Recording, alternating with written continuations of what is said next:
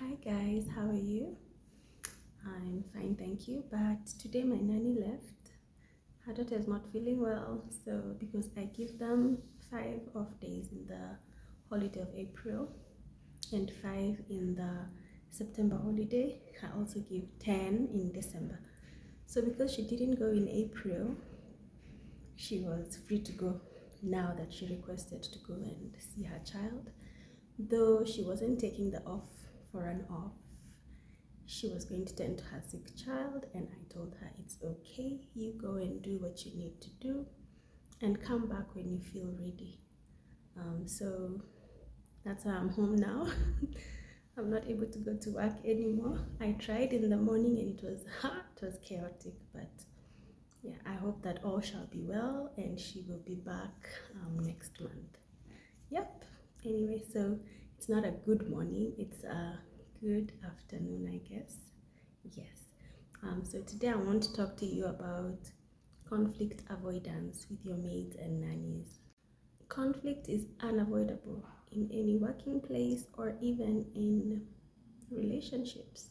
Conflicts are part of everyday life, whether you're at work, whether you are home, whether you are with your partner, and it can be more challenging for household employees because imagine you're a household of 5 people, 3 children and 2 parents and one house help.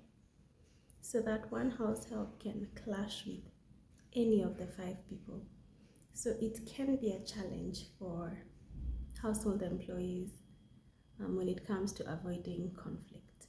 But today I will share with you one tip that can help you avoid conflict with your household managers or maids or nannies. The one tip that you need to understand is the different communication styles that are there. The first one is direct communication. The second one is indirect communication. The third one is non-verbal communication. The fourth one is formal communication. And the fifth one is informal communication. So in the direct communication style, there are some people who prefer to say what they mean, what they think, without beating about the bush. And I am them. I don't like small talk. I don't like to beat about the bush. I want you to tell me what you want to tell me direct. Don't sugarcoat anything. Yes. So people like that may come across as being blunt or harsh to the people who prefer an indirect form of communication. Indirect communication is where you communicate through subtle hints and suggestions. You don't go direct to what you're trying to say. You chenga watu. You try and communicate to them indirectly through hints and suggestions, and it can be hard to understand that, especially for somebody who prefers a direct communication kind of style like me. So I don't know how to, I don't understand hints. She was just hinting. I don't understand that. I prefer you tell me exactly what you're saying, but there are people who are different. They prefer to don't say it like that. Sema vizuri, ongea vizuri, sugarcoat it a little, put it like this and like that. Yes, so for me and an indirect communicator, we may struggle to relate because I expect her to talk to me directly, tell me what the issue is, and maybe she wants me to be a bit indirect. I try and sugarcoat it, not say it the way it is, but say it in a way that is good, you know. So there is the direct communicator and there is the indirect communication style. The non-verbal communication style is where you use facial gestures or body language to communicate something. You know, if you talk to somebody and you're asking her to help you with something and then they're like, that is still a form of communication. Through her facial expression, she's trying to relay a certain meaning to you. There is the formal communication style, which has got strict rules around the language and the tone. You know, when you say, the tone that he used was not very good. So those are strict rules around somebody's language or the tone of voice that they're using to relay a certain message to you. The formal communication style can be helpful when you're trying to avoid misunderstandings, but some people may take it as being very stiff and you don't bend the rules around this person. So you're viewed as being very, very strict. And then finally is the informal communication style, where you're a bit relaxed and where you have a relaxed tone and a casual language. So this is the tone that you use when you're trying to create friendships, when you're trying to build friendships with people. You use an informal tone, an informal way of communicating with people. So sometimes that kind of communication style is very easily understood. So if you use an informal communication style, it is good to be very clear and concise about what it is that you're trying to relay to the person that you're talking to.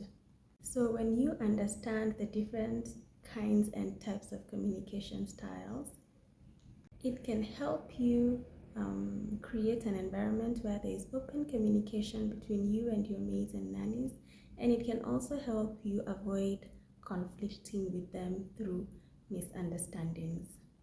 So the two things that you can do to help you and your maid or nanny communicate better is to create open channels of communication, and another one is probably to provide training and resources for your maid or nanny, so that she may be able to learn new communication skills that she can use to communicate with you.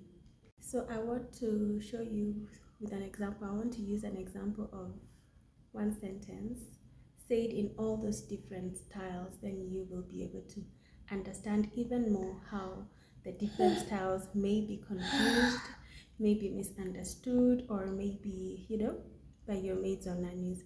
So the sentence is, I want my nanny to clean up the living room before my children come back from school.